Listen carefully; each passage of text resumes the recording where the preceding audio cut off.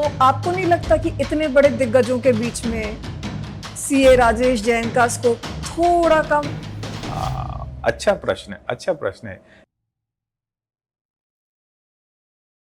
नमस्कार, प्राथमिक मीडिया और इनसाइट न्यूज की तरफ से मैं देवयानी आपका स्वागत करती हूं हमारे इस नए शो मत सहमत में। फुटबॉल प्लेयर विंसेंट कंपनी का एक कोट है, if you talk to an accountant about his field of expertise it is mind boggling. और आज हम जिनसे बात करने आए हैं उनके पास सीए के फील्ड की एक्सपर्टीज तो है ही, मगर अब वो चल दिए हैं राजनीति की फील्ड में एक्सपर्टीज हासिल करने। सीए राजेश जैन। राजेश जी, स्वागत है आपका। बहुत बहुत धन्यवाद देवयानी, आप लोगों ने मुझे अपने इस कार्यक्रम में बुलाया है, उसके लिए बहुत बहुत धन्यवाद। आपको हमने नहीं, हमारी जनता ने बुलाया है। हाल ही में हमारा एक सेगमेंट हुआ था क्या बोलती पब्लिक, आपने उसके बारे में सुना ही है। बिल्कुल सुना है। उसमें उत्तर मध्य विधानसभा से कुछ नाम जो सामने आए थे, उसमें से एक नाम जो जनता ने बार बार दोहराया है वो है आपका। तो हमने सोचा क्यों ना आपसे मिलें, बातें करें और आपको आप ही के द्वारा थोड़ा सा बेहतर जानने की कोशिश करें। हम शुरुआत करना चाहेंगे आपके परिवार से। जहाँ तक मेरे परिवार की बात करेंगे देवयानी, तो मेरा परिवार संयुक्त परिवार है, जिसमें हम लोग 3 भाई हैं और तीनों की वाइफ्स हैं। हम तीनों भाइयों के बीच में 5 बच्चे हैं और हम सभी के सभी अपने माँ और पिताजी के साथ ही रहते हैं। पिताजी मेरे assistant commissioner income tax retire हुए थे 1995 में, और उसके बाद मैं सीए बना। मेरे दोनों छोटे भाई अपना व्यापार करते हैं, उनके 3 शोरूम हैं। मेरा बेटा नेशनल लॉ यूनिवर्सिटी उड़ीसा से पास आउट होके आज की तारीख में बैंगलोर में जॉब कर रहा है।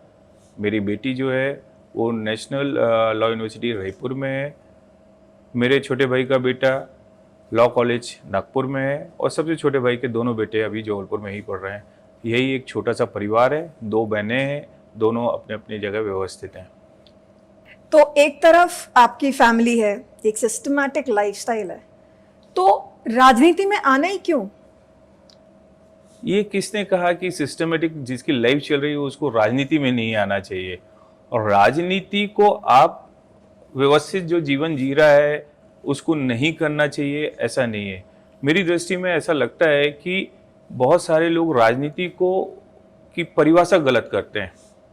और राजनीति की जो परिभाषा है वो कोई पावर गेन का नहीं है, ना ही कोई पैसा कमाने का स्थान है। वह एक सेवा करने का बहुत बड़ा प्लेटफॉर्म है। हम इस पृथ्वी में आए, पैदा हुए, हमने अपना पढ़ाई लिखाई की, जीवन बहुत अच्छे से चल रहा है, मगर जब हम देखते हैं अपने से नीचे तो बहुत सारे लोग हैं जिनको ऐसे व्यक्तियों की आवश्यकता होती है कि उनकी कहीं ना कहीं जो आवश्यकताएं हैं, उनकी ज़रूरतें हैं, उनको पूरा करने वाला चाहिए। मैं अन्यत्र कई सारे संगठनों से जुड़ा हूँ, सामाजिक संगठनों से। और सामाजिक संगठन की भी एक सीमा है वो सेवा करने की। राजनीतिक एक ऐसा प्लेटफॉर्म है जहाँ पे आप बहुत सारे लोगों से और प्रत्यक्ष अप्रत्यक्ष रूप से सरकार के माध्यम से ऐसे ज़रूरतमंद लोगों की सेवा कर सकते हैं। तो इसका यह नहीं कहना चाहिए हमको कि हमारा बहुत अच्छा जीवन चल रहा है, मैंने तो जी लिया जीवन, मेरा परिवार भी बहुत अच्छा चल रहा है, तो मुझे क्या करना दूसरों के लिए। जीवन में मेरी ये सोच है कि अपने और अपने परिवार के लिए तो हर व्यक्ति सोचता है, दूसरों के लिए आप सोच के देखिए, दूसरों के लिए विचार करके देखिए। तो राजनीति की परिभाषा दूसरों की तुलना में, मेरी तुलना में अलग है। यह एक मेरे को ऐसा लगता है कि राजनीति एक सेवा का बहुत बड़ा प्लेटफॉर्म है। इस दृष्टि से मैं राजनीति में आना चाह रहा हूँ और आया हूँ। तो आपका यकीन कर्म की तरफ ज्यादा है, हम ऐसा मान सकते हैं? हाँ, कर्म ही है, ये कर्म है। और हमारे शास्त्रों में भी कहा गया है कि कर्म प्रधान है, कि आपका जीवन कर्म प्रधान होना चाहिए। आपको जीवन में जो भी फल मिलता है वो आपके कर्मों के अनुसार मिलता है। आप अच्छे कर्म करेंगे तो अच्छा फल मिलेगा और आप बुरे कर्म करेंगे तो बुरा फल मिलेगा। उस प्लेटफॉर्म को आप किस कर्मों से जोड़ रहे हैं, आपको वो प्लेटफॉर्म मिलता है। आप अच्छे काम करिए, अच्छा जीवन जिएंगे, लोगों की दुआएं मिलेंगी। आपकी सोच कर्म की राजनीति को लेकर बहुत अच्छी है, मगर आपको नहीं लगता कि हमारे यहाँ धर्म भी एक बहुत बड़ा मुद्दा है और अब धर्म की राजनीति कर्म की राजनीति से बड़ी हो चुकी है? देवयानी, मैं इसमें ये कहना चाहूँगा कि हमारा भारत देश जो है वो देवों की भूमि है। यहाँ पे अनेक देवों ने जन्म लिया और यहाँ से अनेक देव लोग जो हैं मोक्ष पे गए हैं। तो हमारा देश धर्म प्रधान तो है ही, मगर कुछ लोगों ने इसको राजनीतिक बना लिया है। वो मेरी दृष्टि में उचित नहीं है। हम पैदा होते हैं, किसी न किसी हमारा संस्कार चलते हैं। हर व्यक्ति के अपने अपने धर्म है, जिस धर्म में वो पैदा होता है, पैदा होते ही साथ उसको वो संस्कार मिलना चालू हो जाते हैं। वो सोचता है कि ये मेरा धर्म है, मुझे अपने धर्म के लिए, धर्म की, इसके हमारे समाज की सुरक्षा करना चाहिए। वो उधर से शक्ति प्रदर्शन करना चालू कर देते हैं और वहाँ से कुछ लोग राजनीतिक करना चालू कर देते हैं। देखा जाए तो जो धर्म है वह एक जीवन जीने की शैली है, पूजा पाठ की एक पद्धति है कि कैसे पूजा करना है, कैसे रहना है, घर में कैसे रहते हैं, हमारा धर्म क्या बोलता है, मगर उसका राजनीतिकरण नहीं होना चाहिए। वह मेरी दृष्टि में उचित नहीं है। धर्म तो मानव धर्म है, मानव सेवा है, और मानव सेवा से भी बढ़ के हम कहेंगे कि जीव सेवा, जीव दया होनी चाहिए। जीव में सिर्फ मानव नहीं है, हर प्राणी है, हर प्राणी की रक्षा सुरक्षा करना ही धर्म है। और उसकी सुरक्षा करने के लिए हमको राजनीति करना चाहिए। राजनीति यदि करना है तो वो जो हमारे लिए कहना चाहिए कि राजनीतिक रूप से हमको जो अधिकार मिले हैं उसका हमको उपयोग करना चाहिए, ना कि किसी एक धर्म विशेष के लिए हमको इस तरीके से चलना चाहिए। ये मेरी अपनी सोच है, बाकी आप बताएंगे। आपने भी शक्ति प्रदर्शन की बात की है और राजनीति में बहुत शक्ति प्रदर्शन लोग करते ही हैं और आप उसमें सहमति रखते नहीं। तो आपके हिसाब से दूसरा रास्ता कौन सा हो सकता है अपनी शक्ति प्रदर्शन करने का? सबसे पहले तो देवयानी मैं ये पूछूंगा कि शक्ति प्रदर्शन राजनीति में कौन, जो सत्ता में काबिज है वो या आम जनता? यदि आम जनता यदि अपनी मांग के लिए शक्ति प्रदर्शन करती है और वो सही है तो मैं उस शक्ति प्रदर्शन को अच्छा मानता हूँ। मगर यदि सत्ता में जो व्यक्ति लोग बैठे हुए हैं वो शक्ति प्रदर्शन किस चीज के लिए करेंगे? मैं समझता हूँ कि शायद कोई भी ऐसा सत्ता में जो काबिज है वह शक्ति प्रदर्शन नहीं करता है। वो आम जन को सुनता है और उसको समझने का प्रयास करता है और उनकी समस्या का समाधान करने की कोशिश करता है। मेरी दृष्टि में शक्ति प्रदर्शन तो यही है। शक्ति प्रदर्शन, हाँ, गलत दृष्टि से यदि कोई कर रहा है जातिगत को लेके या ऐसी कोई मांग को लेके जो हमारे संविधान के अनुसार नहीं है, तो उस शक्ति प्रदर्शन के समर्थन में मैं नहीं हूं। आप एक एस्टैब्लिश्ड सीए हैं, प्रोफेशन में आपका नाम भी अच्छा है और दूसरी तरफ राजनीति में पहले से ही बड़े बड़े धुरंधर मौजूद हैं। तो आपको नहीं लगता कि इतने बड़े दिग्गजों के बीच में सीए राजेश जैन का स्कोप थोड़ा कम है? अच्छा प्रश्न है, अच्छा प्रश्न है। ये सामान्यतः अभी मेरे को बहुत सारा सुनने में आ रहा है। लोग कहते हैं आप, और राजनीति में बहुत सारे लोग हैं जो कई वर्षों से राजनीति कर रहे हैं। मैं थोड़ा सा इसमें प्रकाश डालना चाहूँगा। मैं शायद कई वर्षों से, शायद क्या सच में कई वर्षों से सामाजिक संगठनों से जुड़ा हुआ हूँ, और राजनीति आम जन जो सोचती है कि वो किसी एक पार्टी जो है, राजनीतिक पार्टी से जुड़कर ही जो किया जाता है वो राजनीति होती है, ये बिल्कुल भी नहीं है।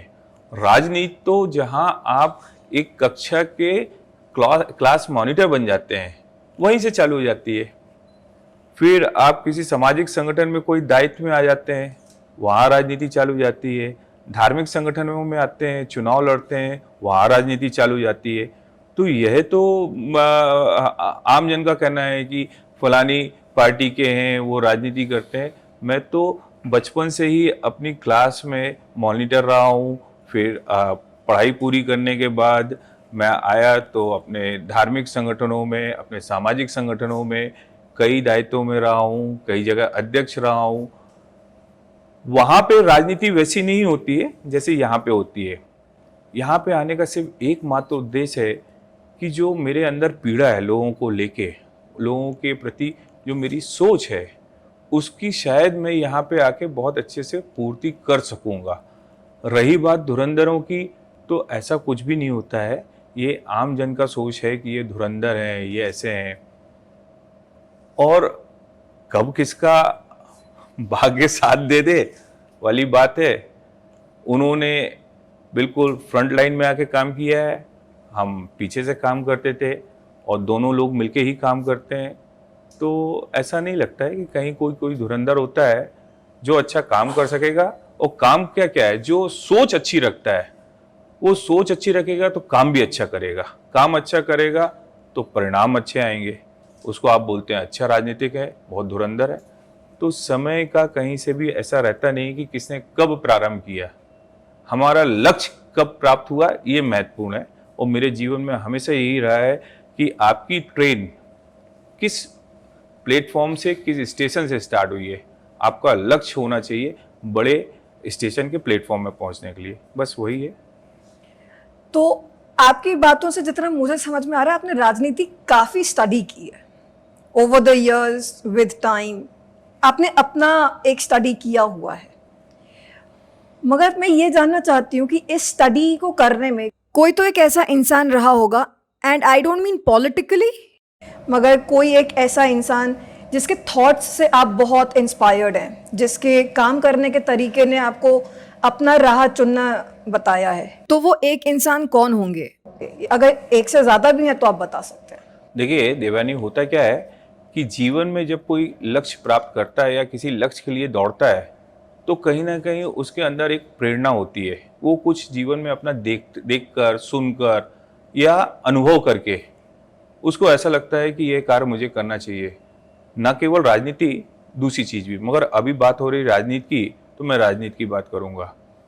मैंने अपने जीवन में बहुत सारी चीजें ऐसी देख ली हैं और ऐसी अनुभव की हैं कि हम जो रह रहे हैं अभी, और जितने भी लोग रह रहे हैं, वो सोचते हैं कि हम बहुत अच्छा अपना नौकरी कर रहे हैं, हम अपना व्यापार कर रहे हैं, सुबह जाते हैं, दिन भर अपना काम करते हैं, शाम को आते हैं, अपने परिवार के साथ बैठते हैं, और हमारा जीवन बहुत अच्छा चल रहा है। और ईश्वर से प्रार्थना भी करता हूँ कि हर व्यक्ति का, हर जीव का ऐसा ही सुखमय जीवन चले।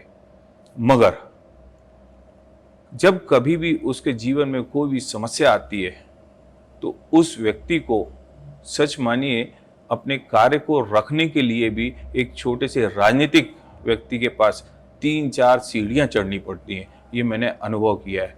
आप इसकी तुलना कर सकती हैं, एक जंगल है, जंगल में जो बेचारा छोटा सा जानवर होता है, हिरन होता है, वो अपने परिवार के साथ सुबह उठता है, घूमता है, सारी चीज़ें करता है और बहुत खुश रहता है, इधर से उधर फुदकता रहता है। मगर जैसे ही हिंसक जानवर आता है तो उसका तो क्या होगा, ईश्वर जाने वो कहाँ भागता है, परिवार वाले कहाँ भागते हैं। वैसे ही हमारे साथ भी आम जन के साथ यह होता आ रहा है। और वो छोटे छोटे कहना चाहिए कि जितने भी लोग हैं, नटखट लोग कह सकते हैं, उसका शब्द हम बहुत अच्छा तो यहाँ पे नहीं बोल पाएंगे। उन लोग जब परेशान करते हैं तो वो बेचारा व्यक्ति जो है बहुत असहाय महसूस करता है। तो ये बहुत नज़दीक से जब मैंने देखा तो मुझे लगा कि इन लोगों की पीड़ा दूर करने के लिए मुझे राजनीति में आना चाहिए। मैं स्वयं के लिए नहीं, मेरे पास तो ईश्वर की कृपा से सब कुछ है, मेरे को कोई तकलीफ नहीं है, मगर आम जन की पीड़ा दूर कर सकूं, इसलिए मैं सीए से राजनीति में आया हूं और लोगों की सेवा करने आया हूं। पॉइंट टेकन, आंसर अच्छा है। मगर अब जो मेरा एक बहुत टू द पॉइंट क्वेश्चन है, राजनीति को अगर दो हिस्सों में तोड़ा जाए तो एक है राजा और एक है नीति, which is plan of action.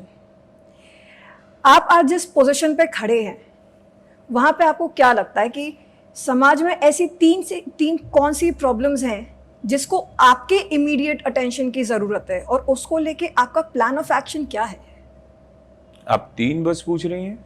मैं 3 पूछ रही हूँ, मुझे पता है आपकी टू डू लिस्ट में शायद और बहुत सारे हैं, लेकिन 3 जो टॉप 3 इंपॉर्टेंट प्रॉब्लम्स हैं जिसमें आपको अटेंशन दिखाना ही है विद इमीडिएट इफेक्ट में भी, उसमें क्या होगा? आपका कहने का मतलब है कि किसी क्षेत्र विशेष के लिए नहीं, जनरली आपने जैसे बोला कि आप समाज में लोगों की हेल्प करने के लिए काम करना चाहते हैं, तो आपने समाज में ऐसी बहुत सारे प्रॉब्लम्स देखे हैं, मगर उनमें कोई तो 3 ऐसी चीजें आपको देख के लगी होंगी कि मुझे इसको सबसे पहले सॉल्व करना है, मुझे इसको सबसे पहले सॉल्व करना है, इसको सबसे पहले सॉल्व करना है।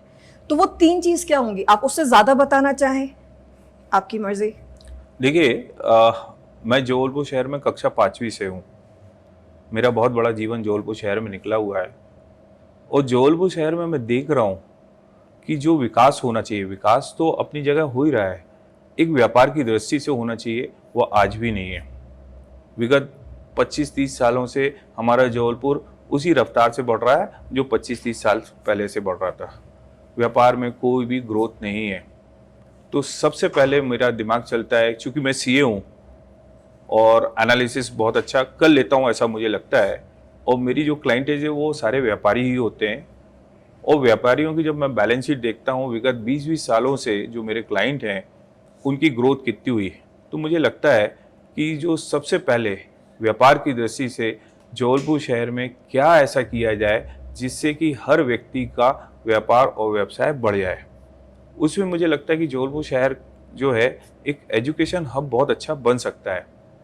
एजुकेशन हब होने से जो जबलपुर शहर के 500-600 गांव जुड़े हुए हैं, हर गांव का, हर घर का प्रत्येक बच्चा आज की तारीख में बाहर पढ़ने जा रहा है, और हर माँ बाप की इच्छा होती है कि हम अपने बच्चों को बाहर भेजें पढ़ने के लिए। वो भेजता है, नागपुर भेजता है, वो मुंबई भेजता है, वो बैंगलोर भेजता है, क्यों नहीं हमारे जबलपुर में? उसके घर के पास भी होगा और जबलपुर में भी होगा।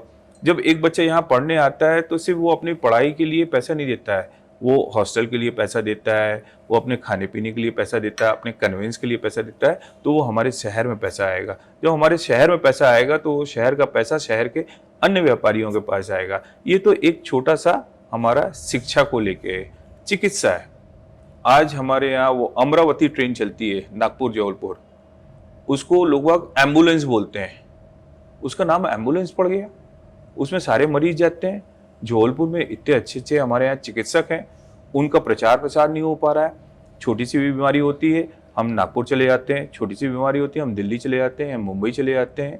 हम अपने चिकित्सकों की प्रचार प्रसार यहाँ पे किया जाए तो हमारे चिकित्सा के लिए जो बाहर पैसा जाता है वो यहीं पे होगा। हमारे शहर में एक से एक चिकित्सक हैं।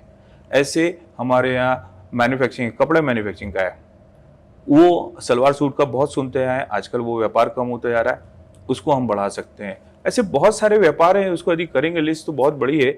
सबसे मुख्य उद्देश्य है मेरा और मुख्य मुद्दा है कि व्यापार को किस तरीके से बढ़ाया जाए जिससे कि हमारे शहर का पैसा न केवल हमारे पास रहे बल्कि बाहर का पैसा भी हमारे शहर के पास आए, और हमारे यहाँ के बच्चे बाहर जाने की वजह हमारे यहाँ खुद का व्यापार संभालें और यहाँ पे बड़ी बड़ी इंडस्ट्रियाँ हैं और यही नौकरी करें और अपने माँ बाप के साथ रहें।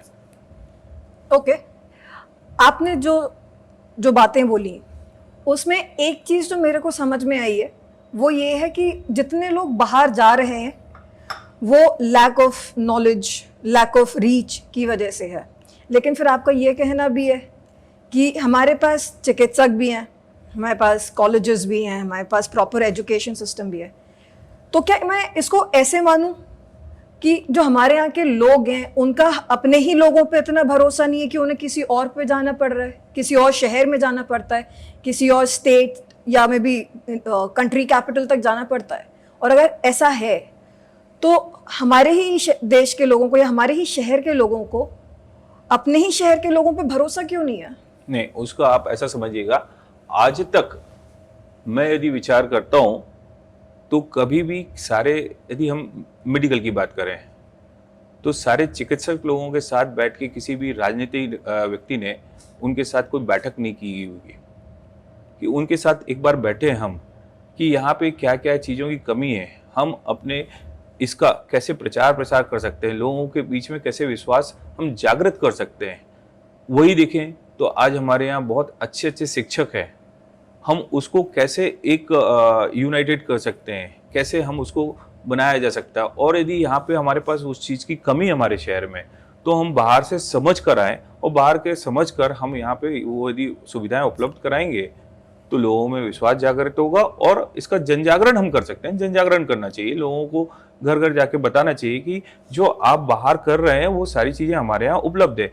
इसके लिए वास्तव में किसी जनप्रतिनिधि को आके ये बीड़ा उठाना चाहिए, क्योंकि हर व्यक्ति अपने व्यापार में लगा है, उसके पास इतना समय नहीं होता, और वो अकेला कब तक जाएगा, किस किस के पास जाएगा। जब आप अकेले स्वयं के लिए जाते हैं तो उनको लगता है कि वो अपने व्यापार के लिए आया है। जनप्रतिनिधि को ये जन जागरण का कार्य करना चाहिए, और ईश्वर ने चाहा तो मैं जरूर करूंगा ये, और सच मानिए, और ये करके मैं दिखा भी सकता हूँ और दिखाऊंगा भी। आपकी बात में एक बहुत सॉलिड पॉइंट है, और I can't help but ask, आपका जो पॉइंट है उसमें ना एक बहुत बड़ा फैक्टर है एक्सेसिबिलिटी। जैसा आपने बोला कि लोगों को अपने ही लोगों पे भरोसा होने के लिए एक एक्सेसिबिलिटी की ज़रूरत है कि अगर कुछ दिक्कत हो तो वो उन तक जा सके।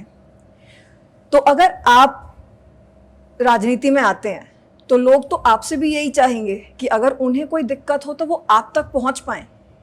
हाँ, होना ही चाहिए। And which in my thought is a great idea, and मैं भी अगर उनकी जगह पे होंगे तो I would also want an access to somebody who's in power, ताकि जो भी प्रॉब्लम्स है वो सॉल्व हो सके। लेकिन जैसा आपने बोला कि हर इंसान हर जगह नहीं हो सकता, उसकी भी टाइम कंस्ट्रेंट्स हैं, तो आप भी हर जगह नहीं हो सकते, लेकिन जहां पे आप नहीं हो सकते वहां पे कोई तो होगा।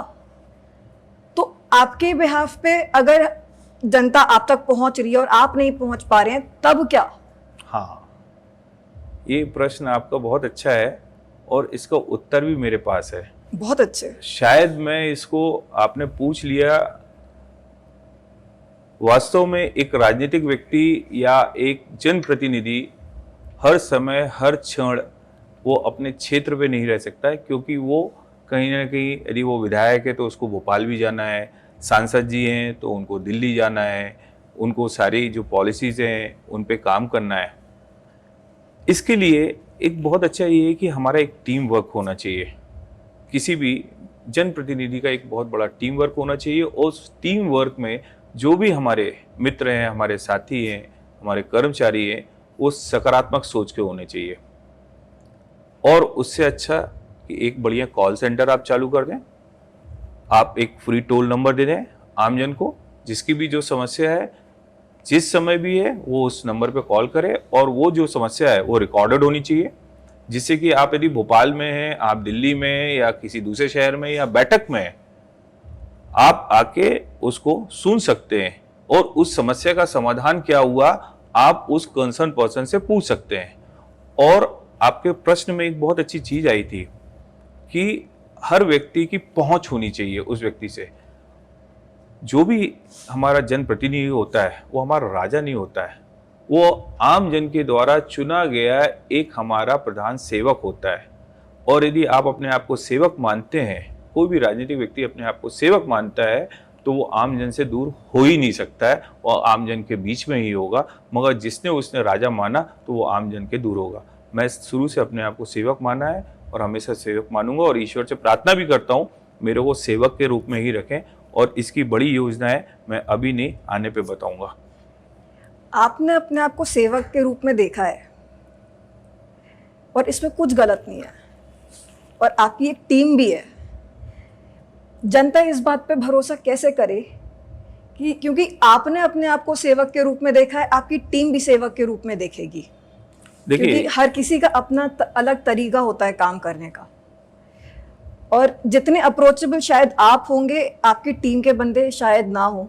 जो काम करने का तरीका आपका होगा, हो सकता है उनका ना हो, तो हो सकता है जो डिलीवरेबल होगा वो ऑन पॉइंट ना हो, या हो सकता है बहुत सारे प्रॉब्लम्स बिना सॉल्व किए चले जाएं, आप तक शायद ना पहुंचे।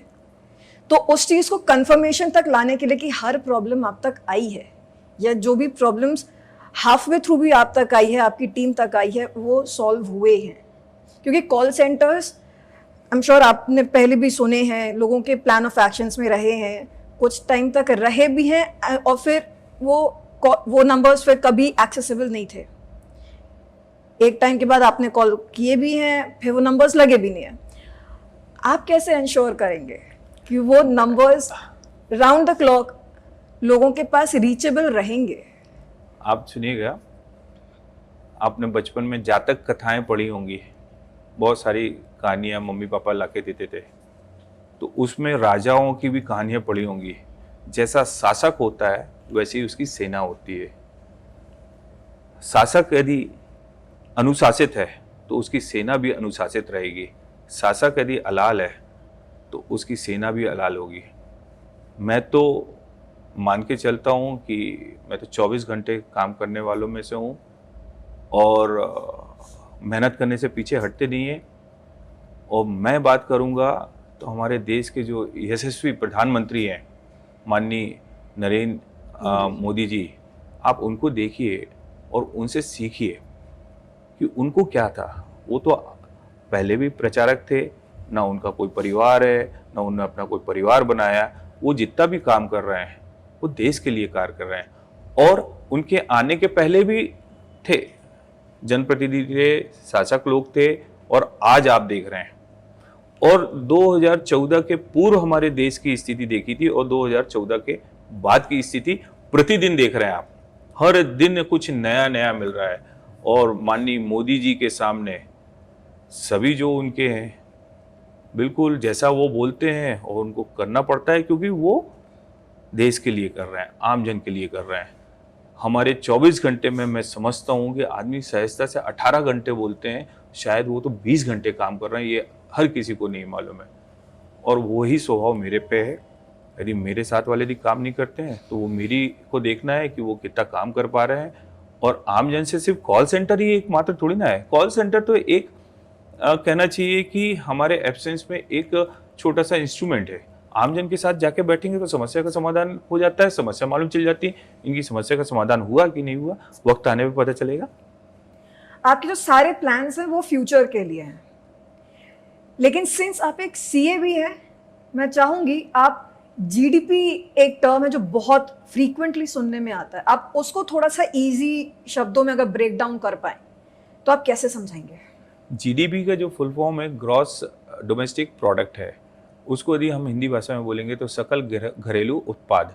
हमारे देश में हमारे घर हम लोगों ने कितना प्रोडक्शन किया और कितनी सर्विस इंडस्ट्री में पैसा लगाया, तो ये जो टोटल होता है ये हमको मालूम चलता है कि हमने कितना डेवलप किया है। जितना ज़्यादा हम मैन्युफैक्चरिंग करते हैं, जितनी ज़्यादा हमारी सर्विस इंडस्ट्री चलती है, उससे हमारे ग्रोथ समझ में आती है। सन 2014 जब हमारे भारतीय जनता पार्टी की सरकार बनी थी, उसके पूर्व हमारे देश की जो जीडीपी थी 2.2 थी। आज की तारीख में 7.2 है। आज ही के दैनिक पत्रिका में आया हुआ है कि 7.2 है। इससे हमारा मालूम चलता है कि हमारे देश में कितनी सारी मैन्युफैक्चरिंग यूनिट चालू हुई है, कितनी सारी सर्विस इंडस्ट्री चालू हुई है, जहाँ पे हमारा कितना पैसा इन्वॉल्व है। ये हमें एक ग्रोथ बताती है कि हम कहाँ से कहाँ पहुँच गए हैं। सन 2014 में जब माननीय नरेंद्र मोदी जी हमारे यहाँ के प्रधानमंत्री बने थे, जब पूरे देश में हमारे जो आर्थिक रैंकिंग करना चाहिए, इकोनॉमिक रैंकिंग थी, वो हम 10वें नंबर पे थे। आज हमारी ग्रोथ होकर हम लोग 5वें नंबर पे आ गए।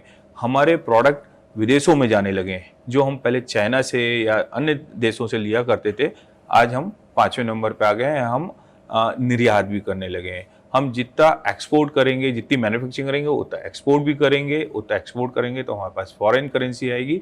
ये एक जीडीपी, ये रेशियो बताता है कि हम कहाँ से कहाँ पहुँचे हैं। इसको फिर से मैं बोल देता हूँ, सकल घरेलू उत्पाद। आपने अपने घर में कितना प्रोडक्शन किया, ये जीडीपी है। जीडीपी तो आपने सिंप्लीफाई कर दी और मुझे उम्मीद है कि लोगों को समझ भी आ गया होगा, मगर उत्तर मध्य विधानसभा से जिस तरीके से आपका नाम लोग बार बार ले रहे हैं, तो क्या आप दावेदारी कर रहे हैं? दिव्यानी, दावेदारी की बात करेंगे तो भारतीय जनता पार्टी में एक बहुत अच्छा बड़ा संगठन है और वो संगठन में बहुत लोकतांत्रिक तरीके से दावेदारी जो करते हैं उनके बारे में विचार किया जाता है। कोई भी एक व्यक्ति विशेष के लिए कोई एक व्यक्ति विशेष तय नहीं करता है। यहाँ पे हमारे जो शीर्ष नेतृत्व करने वाले नेता हैं, वह हर विधानसभा की स्थितियाँ परिस्थितियों को ध्यान में रखते हुए जितने भी दावेदार हैं उन पे मंथन करते हैं, विचार करते हैं और उस विधानसभा जहाँ से भी वो दावेदारी कर रहा है वह उसके लिए उपयुक्त है कि नहीं, उस पर मंथन करने के बाद वो दावेदार को प्रत्याशी नियुक्त करते हैं, ऐसा हमारा संगठन विचार करता है।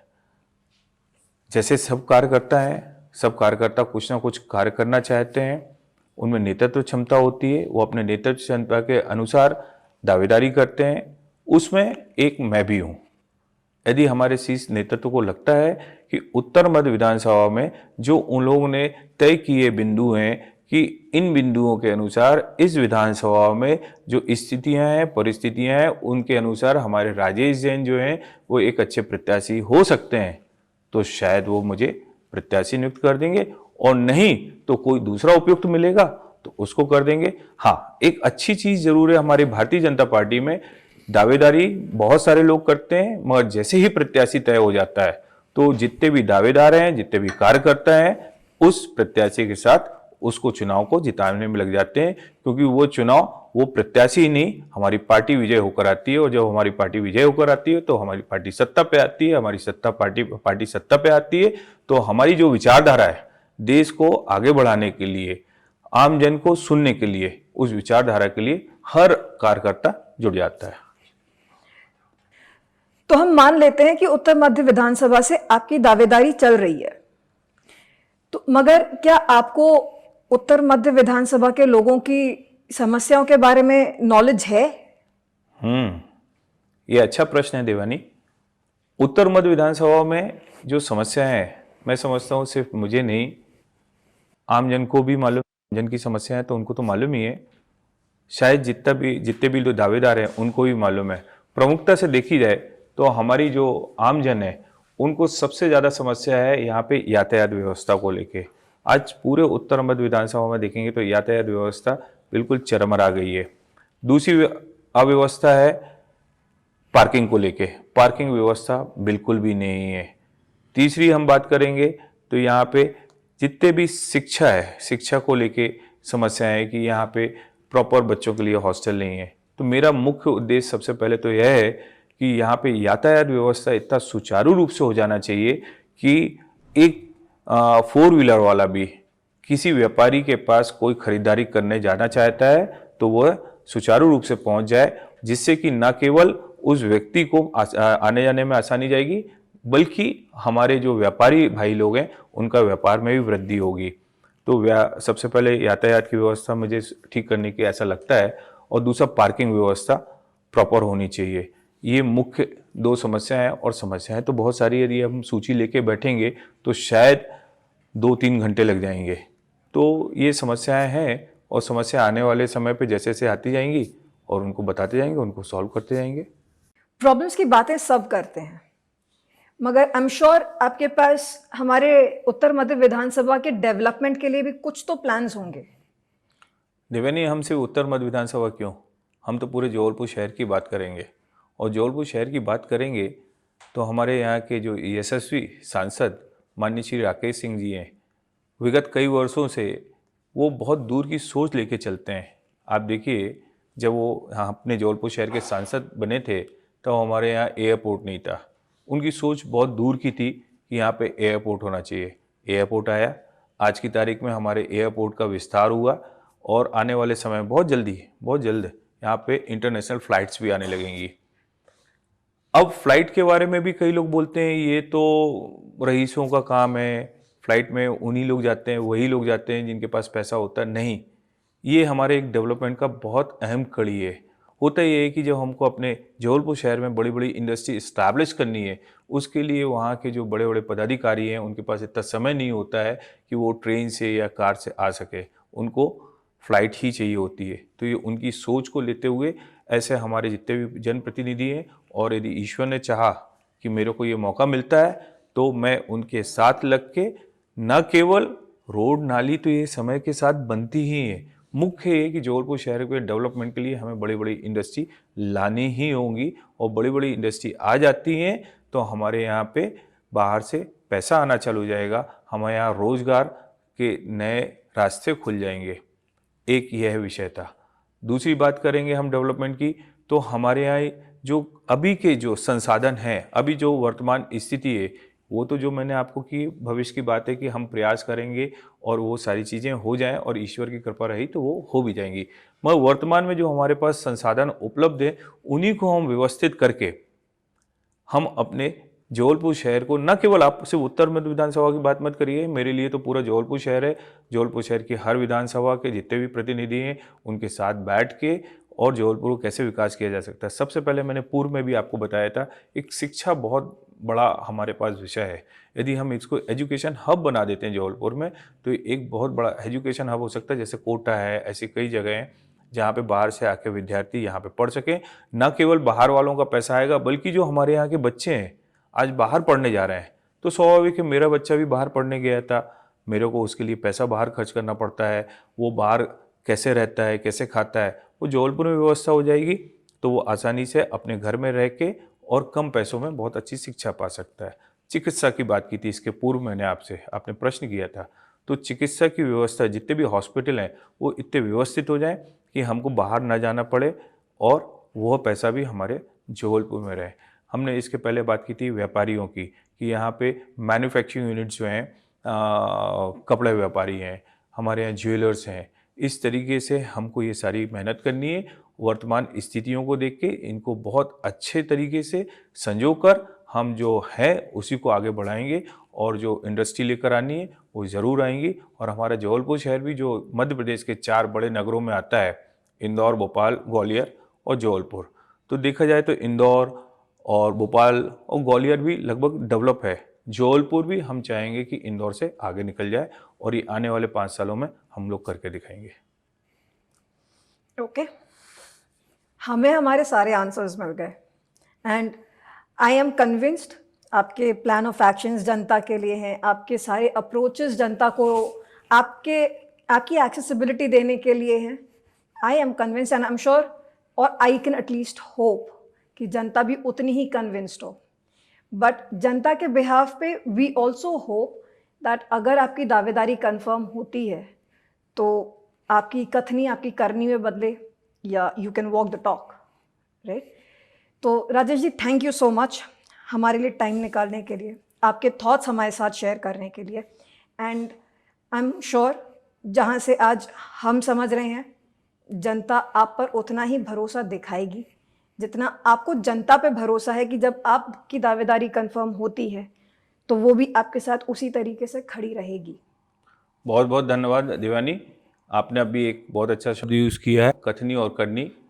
यदि ईश्वर की कृपा रही और जनता ने मेरे पे भरोसा दिखाया तो जो कहा है वो करके भी दिखाऊंगा, और नहीं कर पाए तो समय जल्दी आता है। जनता बहुत जितनी जल्दी उठाती भी है उतनी जल्दी गिराती भी है, मगर ऐसा कुछ नहीं होगा। जो मैं अभी तक जीवन में है, जो बोला है वो किया है और आगे भी वही करूँगा। Rajesh ji, thank you so much हमारे शो में टाइम निकाल के आने के लिए। बहुत बहुत धन्यवाद देवानी जी, आपने मुझे आमंत्रित किया यहाँ पे, और मैं सभी सुनने वालों श्रोताओं को बहुत बहुत धन्यवाद देता हूँ कि आप लोगों ने इतना बहुमूल्य समय निकालकर मेरी बात सुनी और मेरे को आशीर्वाद दिया। बहुत बहुत धन्यवाद। तो ये थे सीए राजेश जैन, उत्तर मध्य विधानसभा से एक प्रबल दावेदार। हम मत सहमत में जल्द ही दोबारा लौटेंगे एक और शख्सियत के साथ। उम्मीद है आपसे तब फिर से मुलाकात होगी। धन्यवाद।